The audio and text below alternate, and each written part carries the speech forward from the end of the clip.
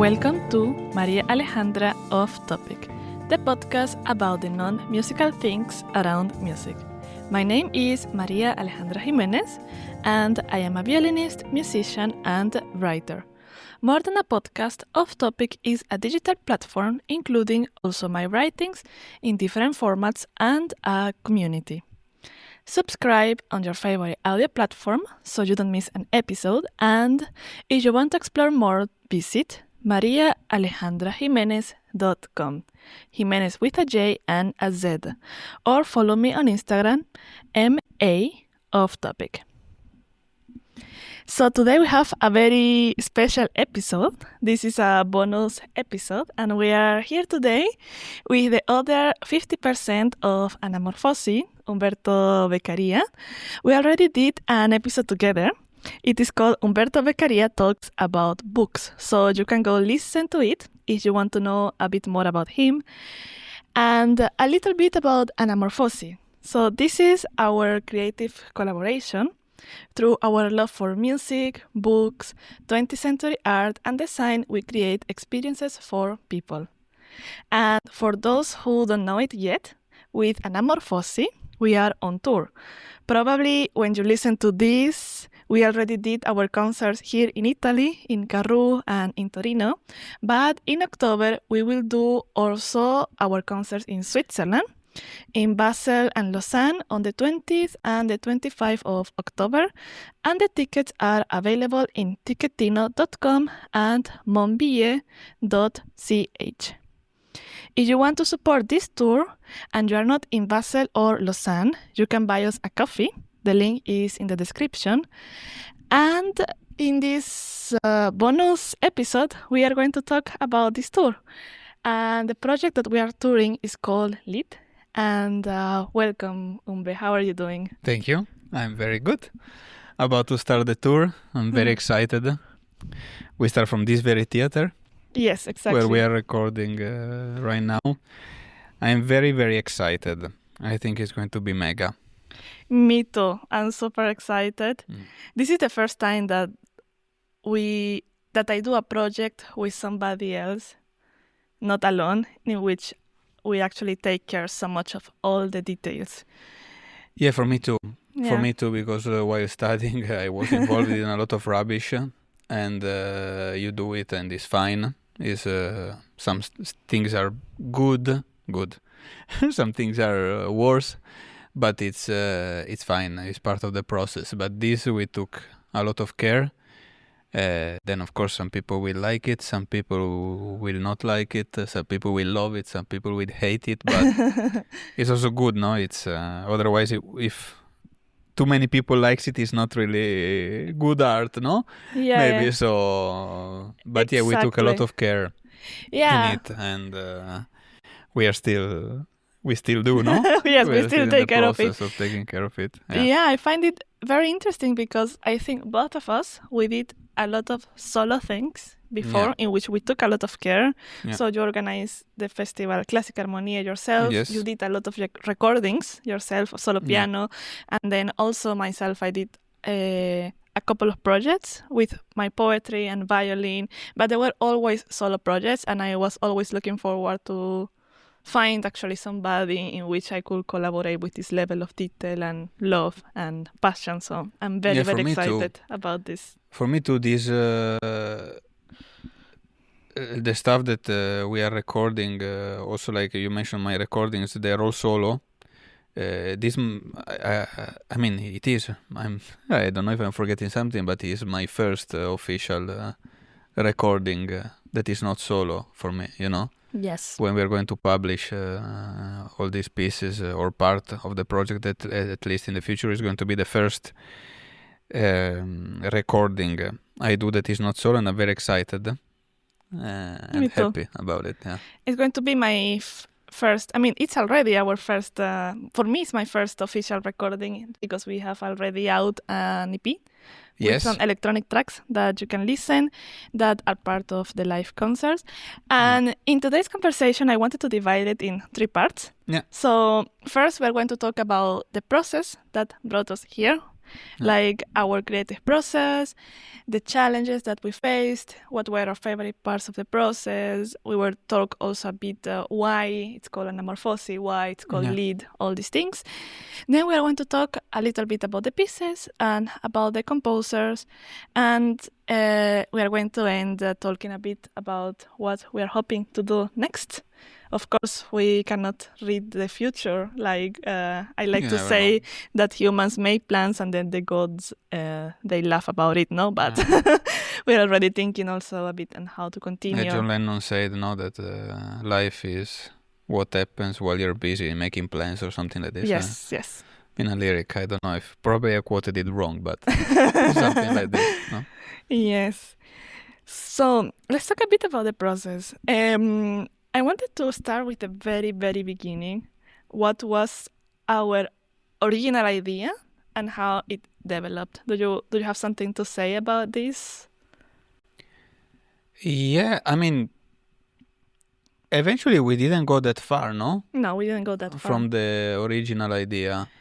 The idea, if I have to be completely honest, was to do a concert of contemporary music that was a bit different from the tendency, these trendy contemporary concerts that are cool right now, no performances, only electronics or stuff like this. That it's okay, like, everybody do whatever they want, but the idea was to do a concert that was really an acoustic, concert with contemporary language, of course, but to have the highest level possible of compositions, also, of works played.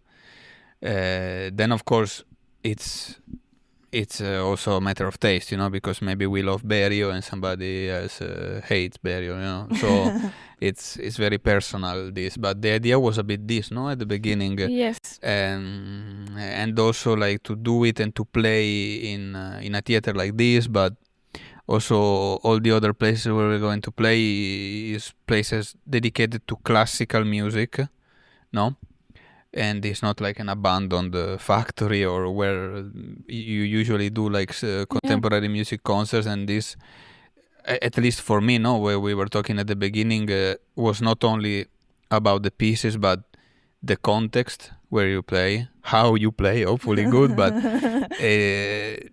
it was a bit for me a combination of the of both things, because I've been to, lately I was not going a lot anymore, but I've been to many concerts and I was very disappointed and sad a bit at the end, because I thought the whole context, the music, the place, the vibe, everything was very sad and disturbing sometimes. Mm-hmm. And I didn't like that. And for me also, like we were talking the other day, for me, this whole process, these pieces that we chose, the premieres, everything, it was a big challenge for me and a reflection on about the role of contemporary music today, contemporary classical music. It is funny for me to call it contemporary music. It's music and that's it. No, so this bothers me a lot. Yes. This division. The thing is that we keep putting this in a niche, no? It's like a niche of a niche of a niche, no? Because already classical music is a niche. Nobody cares, in the world. And but it's our fault, not the public's fault only, the audience fault. And for me, it was really a reflection, it was difficult sometimes. It is still to play this whole program together, no?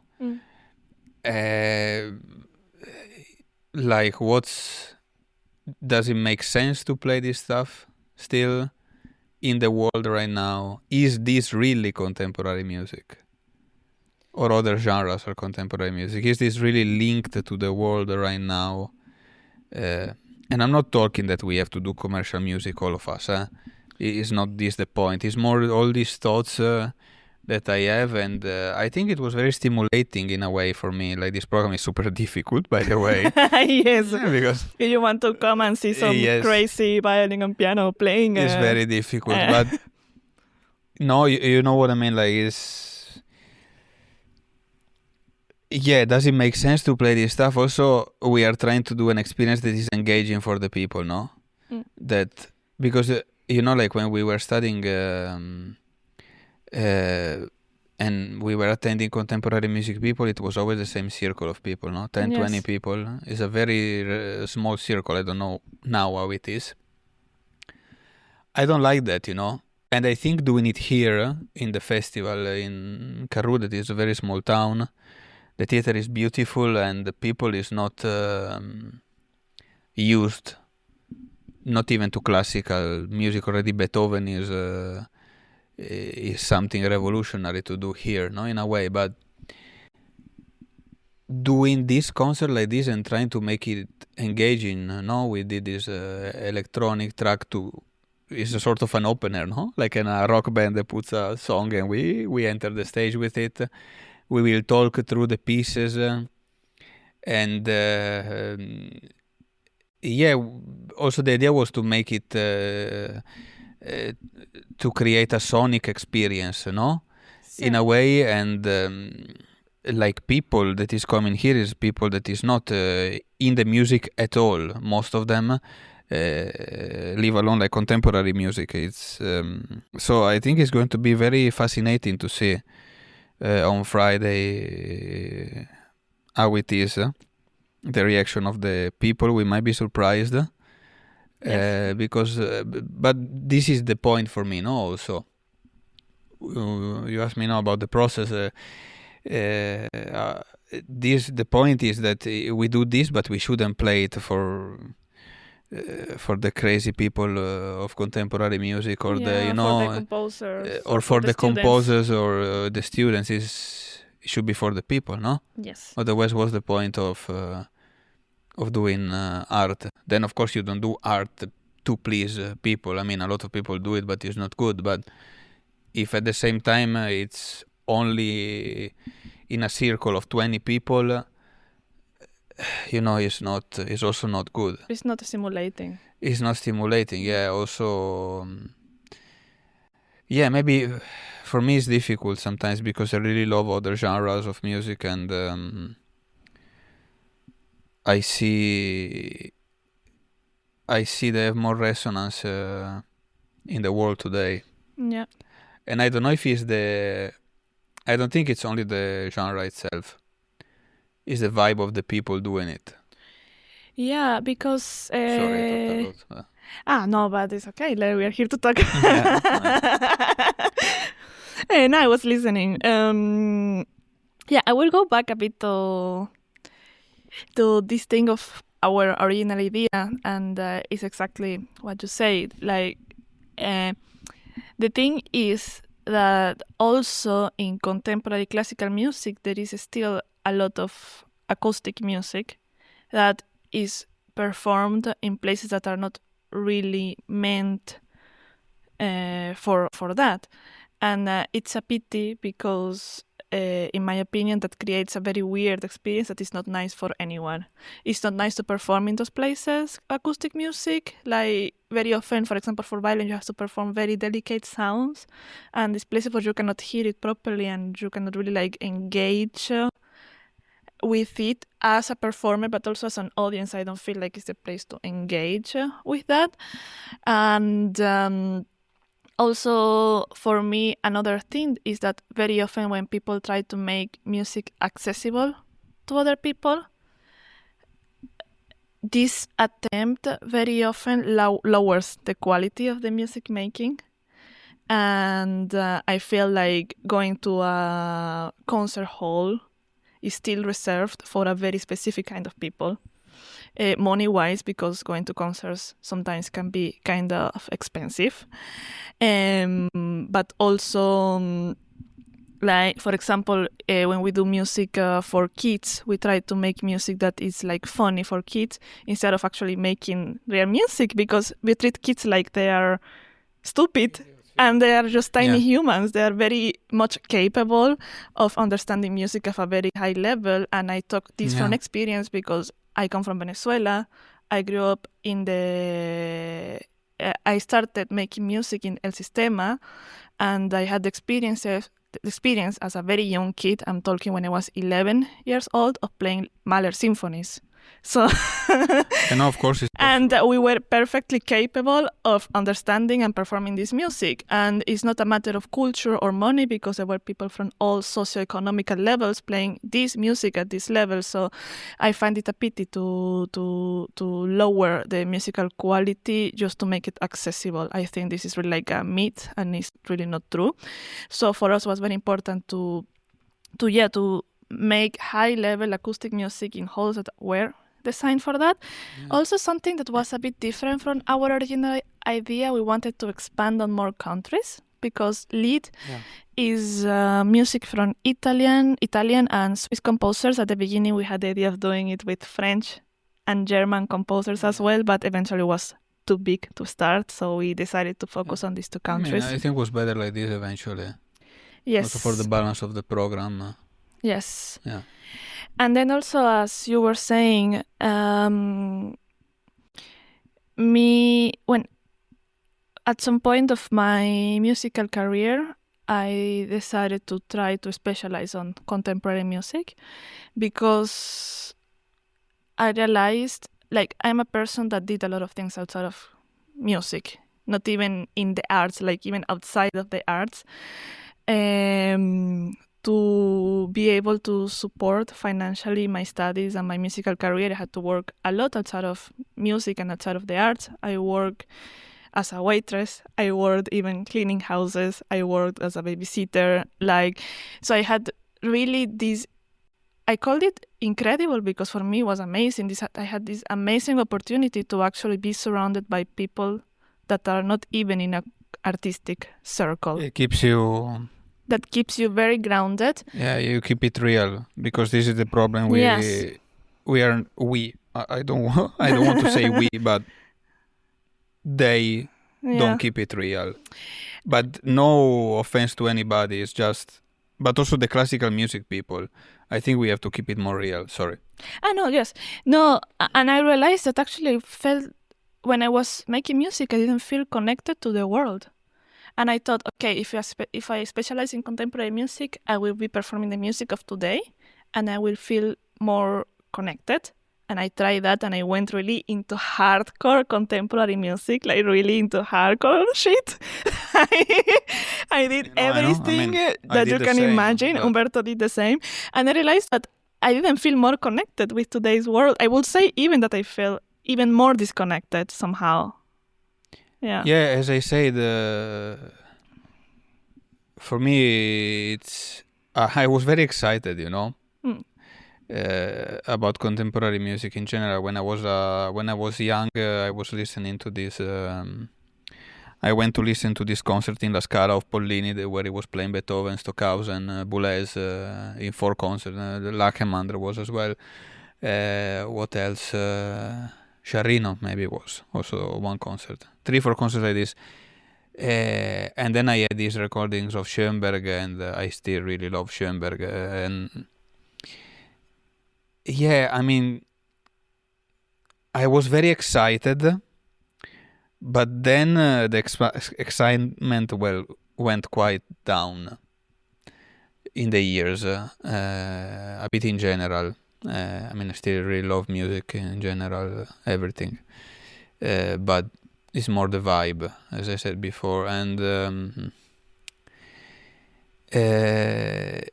yeah, I don't know what it is. It just is not good to keep it in the circle like this. But then, you see, it's even in classical music, it's always the same people. You go to a competition, it's always the same people. The jury. It's funny because we see the contemporary music competitions, we don't hear anything, and we know exactly who's going to win the exactly first who's prize. Going to win, no? Like in the last, I'm not going to say which competition, but in one 2 competition, That guessed happened everything, no? a couple of years ago based on the connections that people had with the juries. I could say exactly this person is going to win first prize, this person is going to win second prize, and this is going to win third prize. I didn't listen to any of the competition, and exactly I guessed all the... Yeah. I and guess this it's year right. Also. This year, it surprised me a little bit more. But Yeah, but it was first instead of second, and that's yes. it. But it's not bad No. or anything. I don't want. It's just for me, it's another proof that it's a really small circle. Yeah. Even more than because I can say the same for the big piano competitions, for example. But it's a bit wider, no? At least. Yeah. And I don't like that because then I think people feel it, this Yes. stuff. Also for us, for the piano competitions, I think people feel it. I think, outside that it is not something, yeah. Again, I think like very often we treat a bit our audiences like they're stupid, and I think people has way more of a perception than what we think, and I think that the audiences, they can really feel when something is really authentic and when it is not. Yeah. Yeah. Of course. Then I mean, as I said, there are people that play also good, in all of this. See, of course, there is also some people doing really incredible things. Is the things. vibe. But yeah. Is the general thing that has to change a bit, I feel. And but yeah, I mean, it's a niche. Some stuff are very complex, and yeah, it's also difficult to listen to some things, and it's okay also. It's okay. Not everything has to be pleasant, and maybe some people don't like it. This is also a thing, like we don't have to force anything, no? Yeah. The program we chose is very wide, no? There's a lot of things. We will talk a bit about it a bit later, about the program. Yeah. Something I wanted to ask also, what was your favorite part of the process of preparing this project? For sure not the fundraising. I'm not, and I'm looking at the camera here, I'm not going to say the names.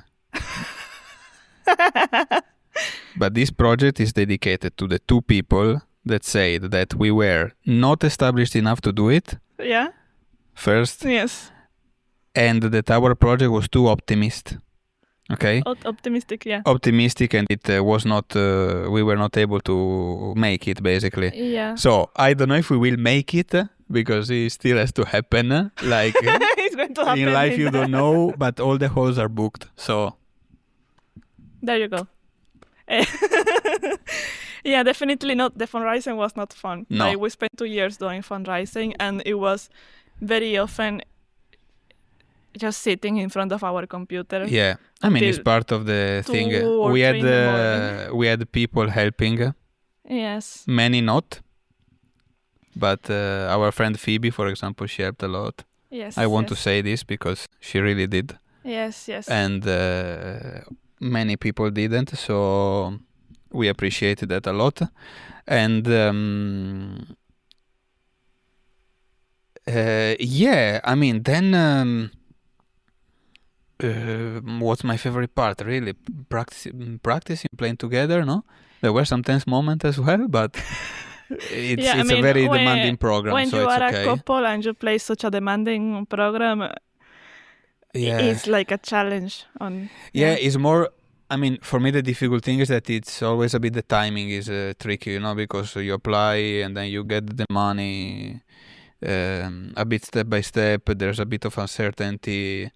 You don't know until very late if it's going to happen or not. Going to happen. So the rehearsals are always a bit later than what I want in general. We rehearsed a lot in the last couple of months.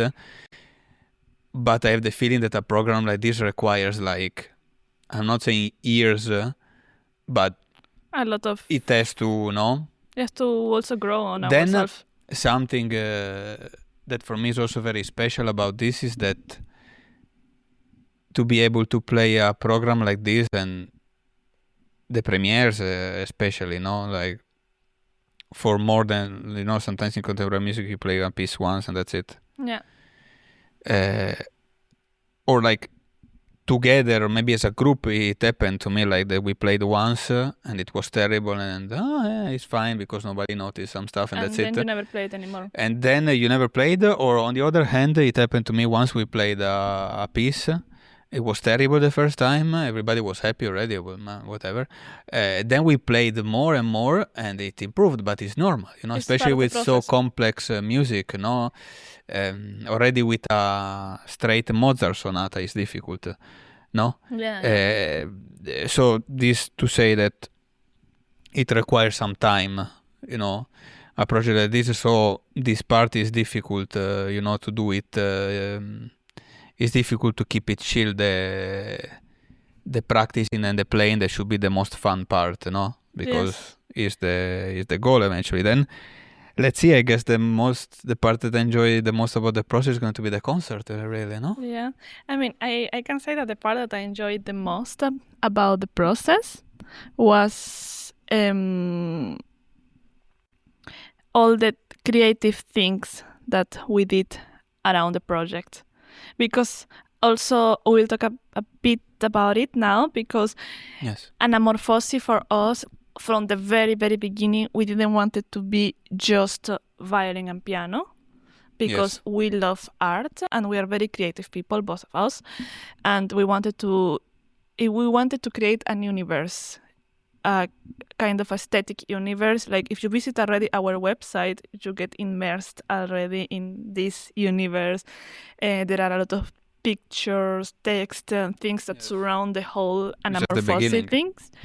And the part that I enjoyed the most was actually all this creative part, like designing the flyer. We recorded a couple of trailers, doing the electronic tracks. This is the part that I enjoyed the most, and this is the part I feel like where we both thrive the most working together, because it flows very naturally. Yes, it's this is a good point. It's something that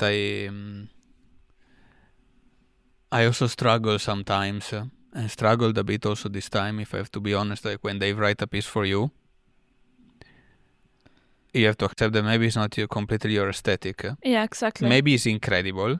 Yeah. But it's not 100% you, no? Mm-hmm. And I mean, me, I struggle. Like I love Schubert. I can play Schubert non-stop. But for example, Liszt I hate. Overall. And I'm not saying that he's not a great composer. He was.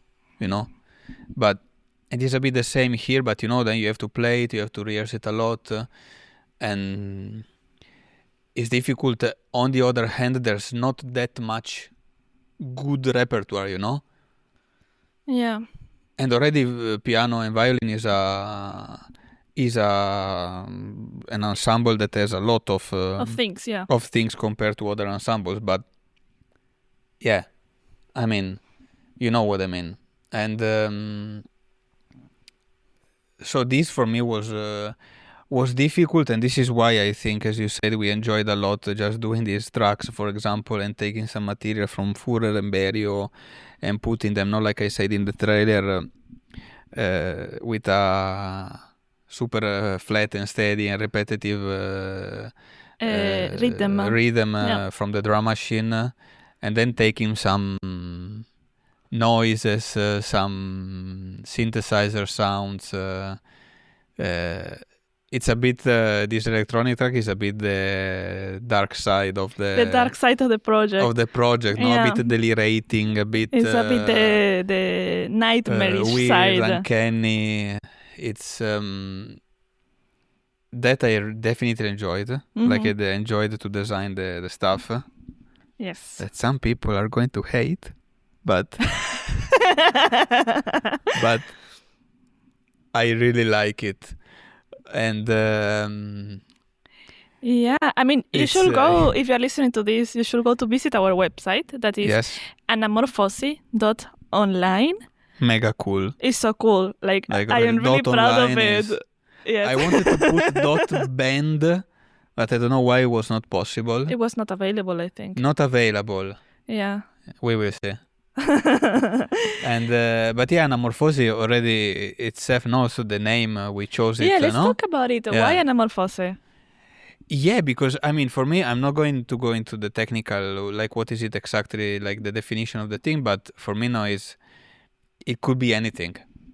It Yeah. depends from which perspective which you look at perspective it. you look at it. No. Yeah, the thing is that It's- anamorphosis is an image that change depending on from which perspective you look at it. Anamorphosis is the Italian word. In English, I guess, is anamorphosis.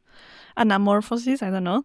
And for us, like, we don't know if in the future we're going to like launch a book together, or we're going to do an exhibition together with our Yes. pictures, or we're going to do a concert with a complete different genre. Like, for us, it was very important that we have the creative license to do whatever we want to do creatively, and not only be the violinist and the pianist. Yes, I feel at this point of my life I really need it, because I always repressed in a way my creative side. Personally, I'm talking, and I feel now I can be free.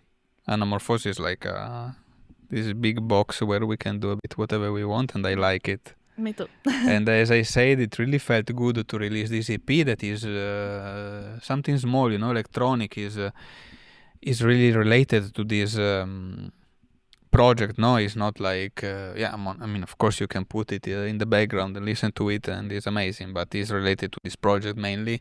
But it was something that we did creative, something new, something coming from us. Yeah. And I hope, in a way, of course, it's a bit weird, but the idea was also to make it a bit enjoyable to people. Yep. No? Something that you put, no? And you can vibe a bit. You can vibe a bit, yeah, you can vibe a bit, because otherwise it's all like, weird noises and stuff, and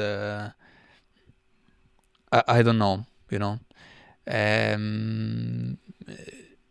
yeah, so Anamorphosis is everything and nothing, no? Yes. Eventually.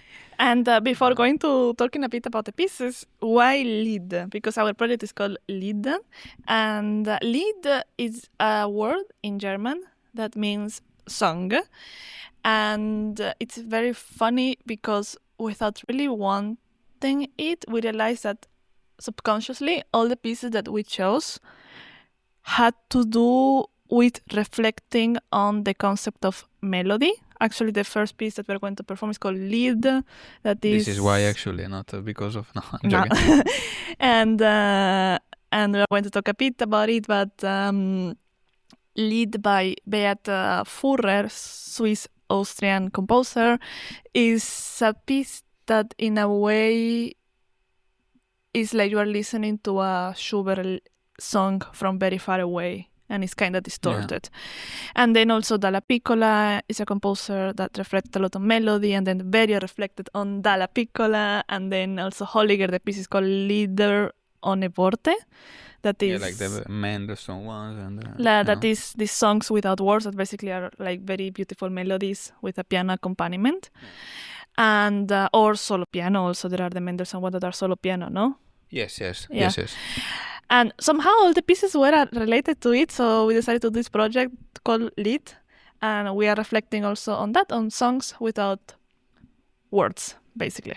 That's the idea. No, of course. I mean, something that got completely lost is the melody, no, in contemporary music. Yeah. Not completely, like...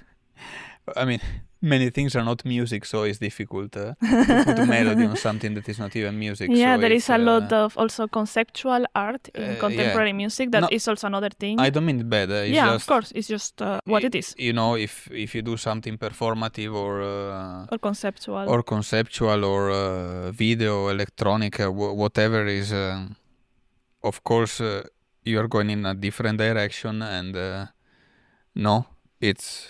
But already, if you think about it, the track we did is not really melodic, no? Or not everything. Yeah. No? So it was interesting to reflect on melody, and I don't know, like, do you think it's more melodic? Like, overall, there's more melody in our program or not? Like, I wonder myself. Or I mean, actually, what is melody? Yeah. It's a series of notes put Yeah. together, no? I think the melody is something that you can sing. Yeah. No? Yeah. It's very simple. You can sing a lot of stuff. It is very funny because I remember when I did the contemporary music master in Basel, I arrived to the first lesson, and the very first lesson, we were talking about composer-performer collaboration, and they were asking, the teacher asked us, like, what is a composer? And everybody started to say these super complicated answers to try to be cool and interested and pseudo-intellectual. And actually, it's very simple. A composer is a person that writes music, no? And then also melody is something that you can sing. Sometimes we try to like really find, we say in Spanish, buscarle las 5 patas al gato, no? Like finding the fifth Yeah. But leg to something the that you cat. can sing, but you can sing many things, you know? Also, it's very cultural because it's not the same what you sing, for example, me as a Latin American, Yeah, that what you for sing sure. in Europe, that what you sing maybe in India or For in sure, the Tibet. It's very, very vast at the same time. So it's Yeah. very simple and very complex, this answer at the same time. Yeah, the thing is that, something that I don't like about music nowadays, contemporary, But not in even general. pop, because also in a lot of the mainstream, I miss also this kind of acoustic / melodic elements in it. Not in, I'm talking about the mainstream, what you can hear in the radio, in the very mainstream basic radio. Yeah, I mean, we were at the Oasis concert and something like this doesn't exist anymore, no? I mean, Everybody it criticized exists. it, but that was the mainstream, and people singing with an acoustic guitar, a melody that everybody can sing, doesn't really exist anymore. I mean, it exists, of course, and there are a lot of incredible artists doing incredible things, but it's not really the mainstream. Yeah, that's like, the thing. if you listen to a Natalia Lafourcade album, it's incredible because she writes such incredible lyrics and such beautiful melodies, but if you put the radio, you're not going to listen to Natalia Lafourcade, at least not here. I don't know in Latin America. Yeah. Maybe in Latin America, yes. I don't know. But no, for sure. Mm. But what I wanted to say is that I don't like the over complexity of the contemporary Yes. music in general. Yeah. I think it's complex too much for nothing yes. overall. And I mean, also some parts of our program maybe. I'm not taking ourselves, because I'm very honest. I'm not taking ourselves out of the equation.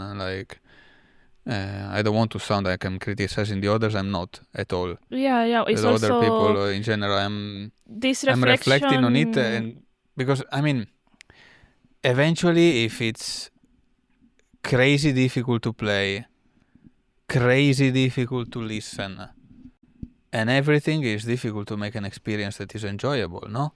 Eventually. I'm not saying that you have to do a song with 3 chords and that's it. But maybe it's more meaning that than a super mega complex thing, no? In a way. On this I'm reflecting a lot, no? Coming back to what I was saying at the beginning. Yeah, I think all this stuff that we are talking about, first and foremost, it concerns us. And something that's very important for me is to question everything I do and to be also kind of critical of what I do, because actually that's what allows me to evolve, to grow, and to grow and to do and to try also different things. It's a pity to, especially as an artist, that you can basically reinvent yourself every time. It's a pity to do the same forever, no? But yeah, of course, if you don't question yourself, if you don't change, you don't live. Yeah. It's as simple as that. Change is being alive. When you don't change anymore, that's... The thing is that in a way, keep doing weird original stuff just for the sake of it doesn't mean that you're changing. Yeah. You just keep doing a weird weird originals. No, not you, like in general. Yeah, like in general. Original stuff. You know? Yeah. And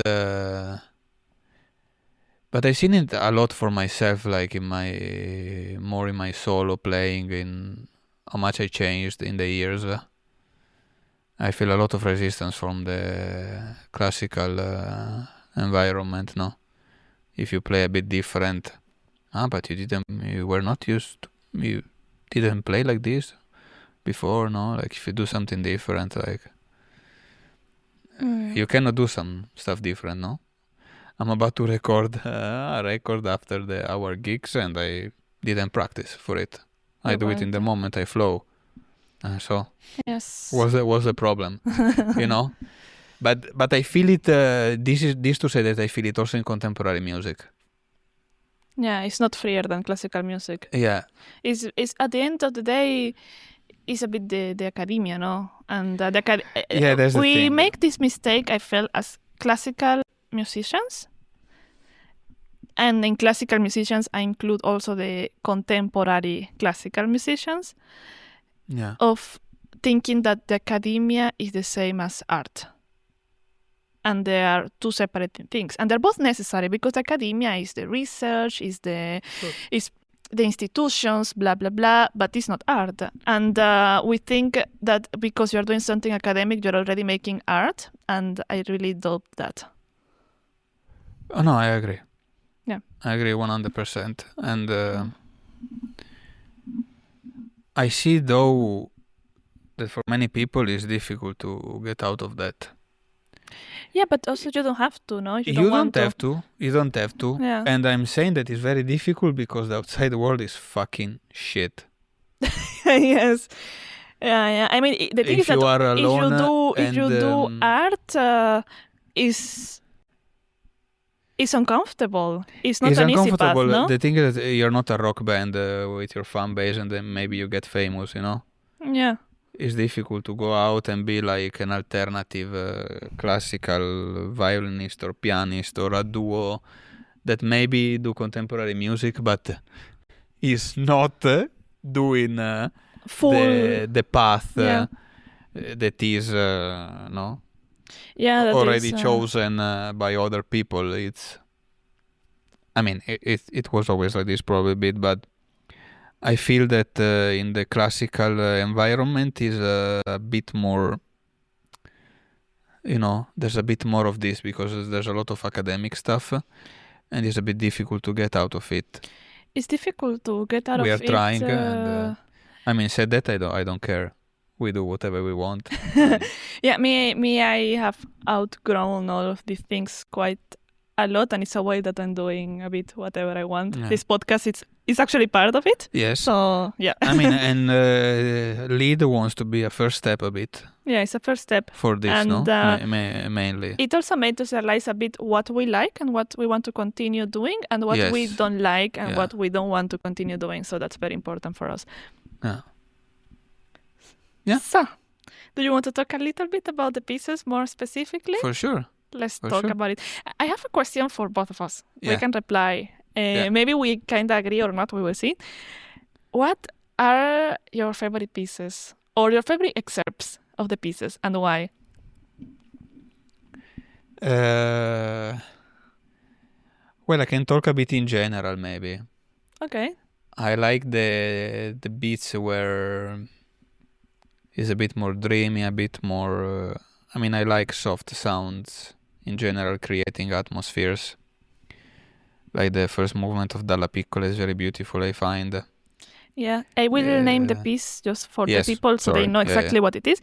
Dalla Piccola. It's called Due Studi. Yes. From Luigi Dalla Piccola. And you like very much the first one. Me too. Yeah. Because it creates a very cool atmosphere and is melodic. This is maybe the most melodic thing. Overall, yes. In a more traditional sense, but it's not written like Beethoven, no? Also, so no. It's very funny, Dalla Piccola, because it's almost like it's not even like harmony and melody. It's not like a song. It's like a... How do you say this in English? A contrapunto, no? Yeah. It's two voices that are kind of individually going and playing their own melodies, one on top of the other. No, it's really that for me is really an highlight of the program. Yeah. How it's written, that is very, very special. Yeah. How he makes it work. The two melodic lines. The two melodies, but it's you have this melody at the beginning that sometimes I have only with my left hand. While I do these chords, these octaves, but sharp and natural, a bit. There was always this stuff together, and that for me is really like how he makes it work is super beautiful, I feel. Yeah. In general, if you ask me, I like more these dreamy parts. Yeah. Then in general, I mean, I enjoy overall, I like a lot the ending of Holliger also, these two Lieder ohne Worte that you were saying. We're going to do so only it's two. Heinz Holliger, Lieder ohne Worte. He brought 2 notebooks, and we are playing the 2 songs from the second notebook for violin and piano. Yeah. The second one is that we play is called Berceuse Matinale. That is like a and lullaby. It has this kind of rhythm, that goes a bit throughout the whole thing, very dreamy also in a way, and then at the end it slows down and is really sort of senza tempo, at least how I see it. It's senza tempo and is like suspended a bit in the air, and it's very cool, this ending that fades away, really, I think it's very, that it just... He managed to create... sort of disappear. Somehow musically this feeling when you are half asleep, half awake. A bit. Yeah. That's very cool, I find. Yeah.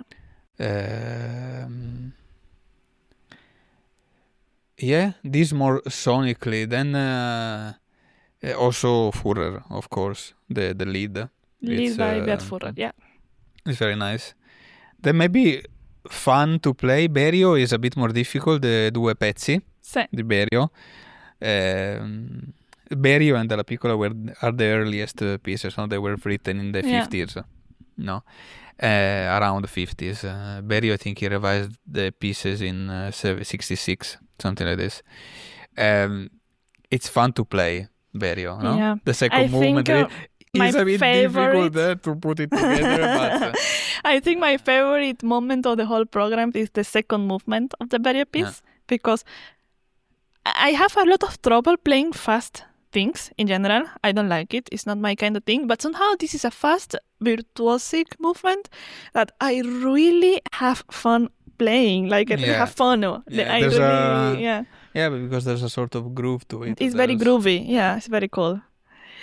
Yeah. Then, I mean, for me, the 2 commissioned pieces are the most difficult.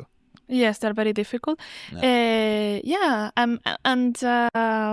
there are cool bits, of course, in those as well. I don't know if we want to talk about that separately, or we can talk about that part of the program. I wanted to talk a little bit also about the composers. So the program is divided into parts. The first part is the Swiss part with Swiss composers, and the second part is the Italian part with Italian composers, and we commissioned a Swiss piece and an Italian piece. Yes. So the Swiss piece, we commissioned it to William Blanc. That is a person that was very, very important in my musical development.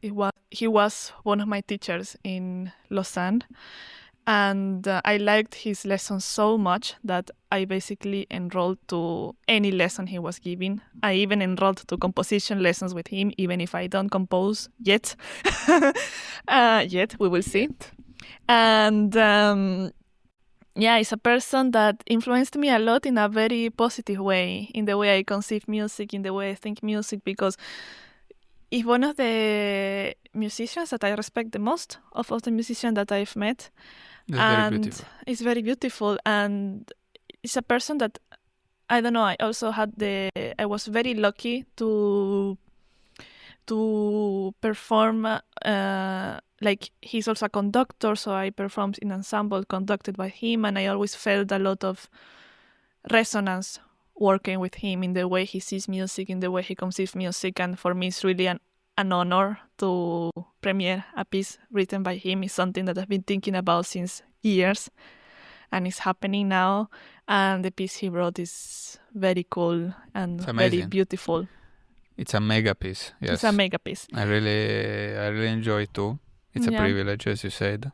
I'm very happy as well. Yeah. And then the other commission is the Italian commission from Andrea Ravizza that Umberto can say more because it's more related to him. Yeah.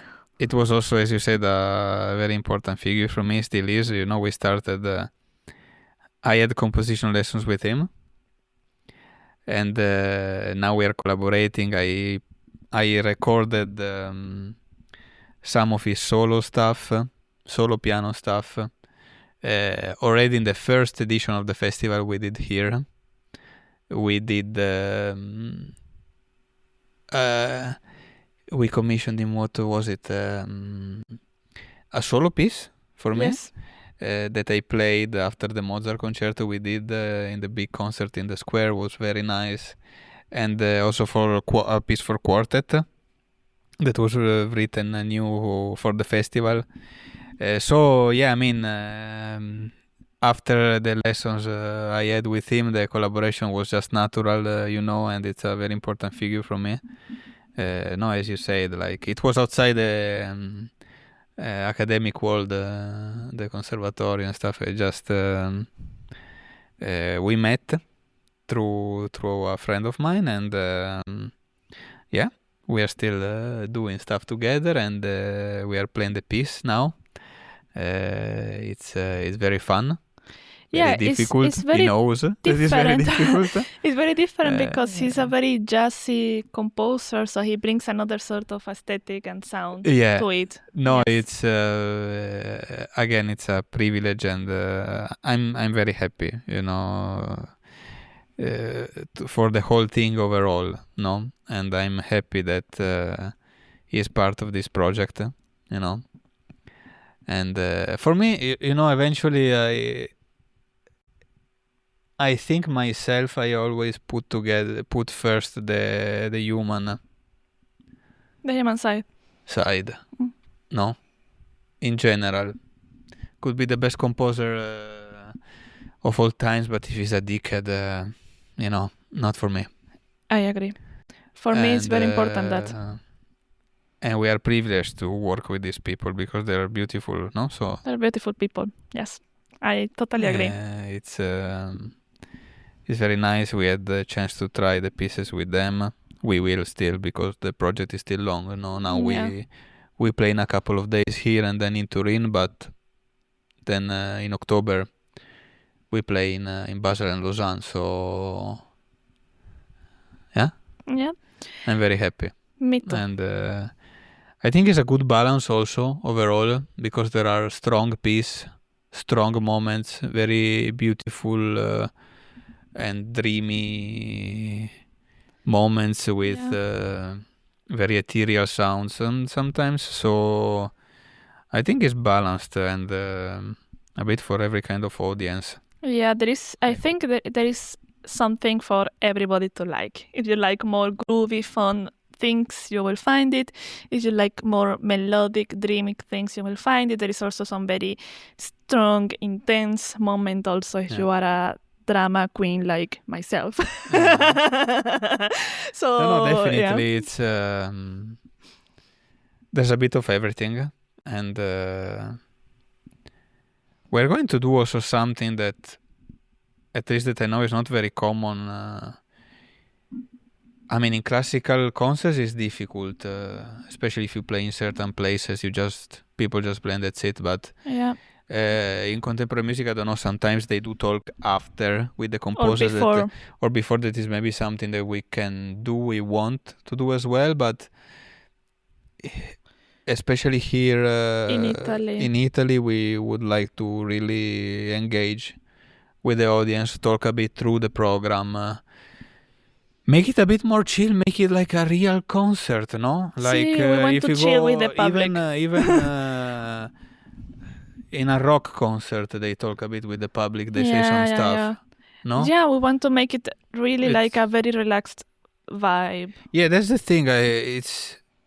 We take ourselves too seriously in classical music. Yeah. Nobody gives a shit. Like, let's just play and talk a bit with the public, and of course we play at the highest level possible. But no, it's even in the way we are going to dress, we wanted to convey that idea. So we're going to dress cool, but I wanted to dress a bit like casual. Yeah. Like, you will see. Cool, let's see, for me at least. Then some people maybe are going to hate it, but we want. I like it. This is another thing. Enough. Like, also there is a very strong aesthetic in classical music, in the fashion, in the way to dress, in the way to be on stage, that me personally I cannot relate with. I don't like this kind of very fancy night dresses or I said it many times. Or the black clothes that you wear in the orchestra, because I feel like the black clothes that you wear in the orchestra is not like cool black, it's like funeral black. I'm sorry to say, I don't want to offend anybody. It's nice if you like it. Me, I always felt a bit constrained wearing these clothes, and it doesn't feel like myself, no? Yeah. They don't really dress good, classical musicians in general, innit? Yeah, probably the coolest one is Yuja Bang. Yeah, no, but I'm saying in general they no. dress all the same, because otherwise they will look like... I don't want to offend anybody, but the problem is that I feel like it's not a matter of dressing good or bad. I feel like we are scared a bit of expressing ourselves. But already, now that we are talking this...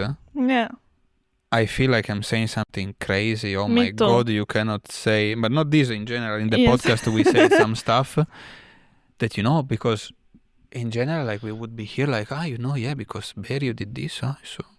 Yeah, this piece is so nice and like this, maybe with a jacket and a tie that is 100 years old. This is like this is like that. All serious, I don't know. We are doing this. It's so chill, and I don't know. I feel a lot of...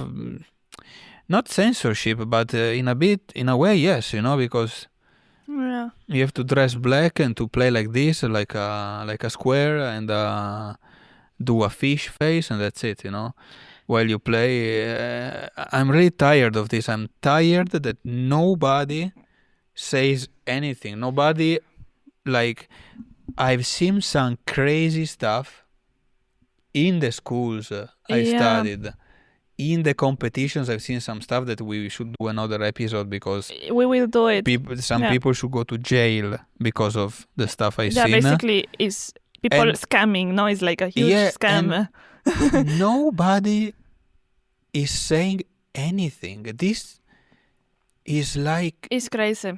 But, I mean, of course, if you're part of the system, you don't say anything, but I don't know. Now I'm happy that we're talking a bit freely, because... And I'm not insulting anybody. Everybody does whatever they want. It's just there's a lot of disrespect going on and a lot of weird stuff, and nobody talks about anything. And do I have the right to say that I think that they dress like terrible and there's no sense of fashion? Do I have the right to say it? Yes. Yeah. I just say it. It's not a problem. Then they can dress however they want. Yes. It's just also there's context. In general, if you play in La Scala, maybe exactly. You dress good. Yeah, no? If you play in La Scala, maybe you have to actually dress like night dress, night clothes, no? But then you play in a church. But already in a church. Yeah. But if you are respectful, no. Also, I'm going to wear for this concert a nice like a jumper, no, with a pattern. And then black, like, I'm not doing something crazy, but already if I would play like this in a competition or something like this, they would be like, oh. I agree. Yeah, I mean, the thing is that it's very sad for me. This is the thing. A lot of people talking more general about these topics, but there is still in the system a lot of abuse, a lot of disrespect, a lot of censorship, and it's a pity that, and I feel like I cannot, as what you say, I feel really like I cannot speak freely, and actually this is why I wanted to do this podcast, not talking about music like, oh, this phrase of Beethoven is so beautiful and it was written in the 1980s and this is my routine before concert. No, I wanted to talk real, like I wanted to talk with actually the human being that makes music and have like real conversations, and for me this is very important. Yeah, but that's the thing, like everybody do whatever they want. Yeah. If you want to dress like that and play like that, you do whatever you want. The problem is that they, not us, they discriminate Yeah. the other people. For me, everybody can do whatever they want. That's the Same. thing. I would never say you cannot do this, you cannot do that. But they do. That's the thing. That's the thing. No? And there's no space for different voices and stuff like this. And in contemporary as well. And I don't like it. I don't like that. Yeah, and, because also in contemporary music, for this example, I'm very proud of our I feel like project. contemporary music composers, it is also everything about context. For example, if I play Latin American contemporary music in the context of the school in Basel, it's not really allowed because it's actually music that is sometimes tonal, that has chords, that has a steady rhythm, and it's like, no, it's not new enough, it's old. But yeah, there is all this kind of aesthetics, not even aesthetic, but all this kind of rules that are tacit, no, that nobody's talking about, but they exist. So this is also another topic. But yeah, but nowadays Yeah. if you don't throw salad to the audience, you're old, no? You're old-fashioned. So. And the throwing salad, it happened in a concert of myself. So Yeah, I didn't say it random. So this was my phone, sorry. Anyway, we already Yeah. talked for almost 1 hour. Yeah? Is there something else? It went quite fast. Yeah, it went quite fast. Is there something else that you would like to say? Something that you would like to add? Yeah, I mean, we talked a bit about everything, no? About the Yeah. project, about the making of the electronic track. We said it was very simple, no? It was an improv. It was basically an impro, Yeah. taking some little bits from here and there of Führer and Berio. Of Führer and Berio. It If you was come to the this. concert, you will hear a bit Yeah. the parallel, no? Yes. Yeah. In general, I'm very proud of our project. Me too. I'm very proud because at some point I thought, and you as well, I guess, that we were not able to do it. Yeah. At least not as we wanted, and to do it basically exactly as we planned it in the Stadtcasino in Basel, in the Stalpadereschi in Lausanne, here in Turin in the Teatro Vittoria. It's really like... I think it's very special and I'm super proud of it. And yeah, it's only the beginning, we don't stop. Well, no, we don't stop. Yeah, this is also a thing that we forgot to say, that, we really thought it wasn't going to happen the way we wanted. And if we had to do certain compromises, we were not going to do it. Yeah, that's the This thing. was something that we Yes. decided from the beginning. If it was not like that, we were going to do something else completely. And we insisted. And I think it's the first time in my life that I realized how important it is actually to stay consistent and to insist on your ideas without compromising it. Because I feel like if you insist, at some point you manage to do it one way or another. Yeah. So Of course, and what I said of these two people that said this stuff, no, that we were not established enough and stuff like this to do this, no? People that were deciding actually to give us money or not said this about them. I am very, very grateful to the because people that gave supported us. Yes. Other people that supported us, you can find all the foundations and I'm the people actually looking for that- it. the people that supported me, like the festival in Italy, of course, but the project overall. We know how difficult it is, so we're very, very grateful for these things. And as I wrote in the magazine of the festival, thank you also to the ones that didn't support us, because That gave us the fire. they gave the fire and the creativity to do it even better. So long may continue this thing of people telling me that I cannot do that, because me as a kid if you tell me that I'm not established enough, the first thing I will do is to play in the Stad Casino. Yes, exactly. This is, so yeah, so you will thank you really from the bottom of our heart to the foundation that supported us. You find them, all of them, in our website. They're all listed in our social media, in our flyers. Thank you very much for believing in us. Thank you very much for the people and we really hope we're not going to disappoint. And yes, and this wants to be also, we are doing this podcast episode, but some parts of these talks are going to be in a documentary, that we're going to realize with hopefully all the recordings of all the some pieces from here, some pieces from Turin, some from Basel, some from Lausanne, to make a document, something that stays. And for me, wants to be also a thank you to the people who believed in us to leave something, yes, because it's a pity to do a project and then that's it, no? And then to do one concert. Then we are going to see how it's going to develop, but I really would like to leave something. I'm a bit obsessed, to be honest, with this idea that we do stuff. This is why I did my recordings, and I want to do now that I'm a bit more free from this competition bullshit and stuff like this. I want to do as many recordings as possible because I'm a bit obsessed with leaving some stuff in the world. Yeah. By this idea that then nothing stays because everything is going to vanish at some point. But I think it's very nice to leave a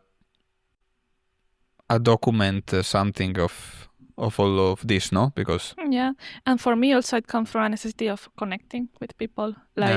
Also I know that a lot of people follow what I do that are not necessarily in Italy or in Switzerland, and I'm very happy also to share with my friends that are in Spain, that are in Canada, that are in the US, that are in Austria. All my friends, I'm very happy also to share an universe that you can find also online using the technologies and the communication tools that we have today. So and we hope to try to make people relive the experience of the concert, no? Yes. At least a part of it. Some bits. Yes.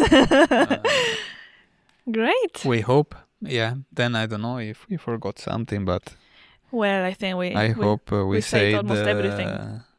Enough beautiful things. Yes.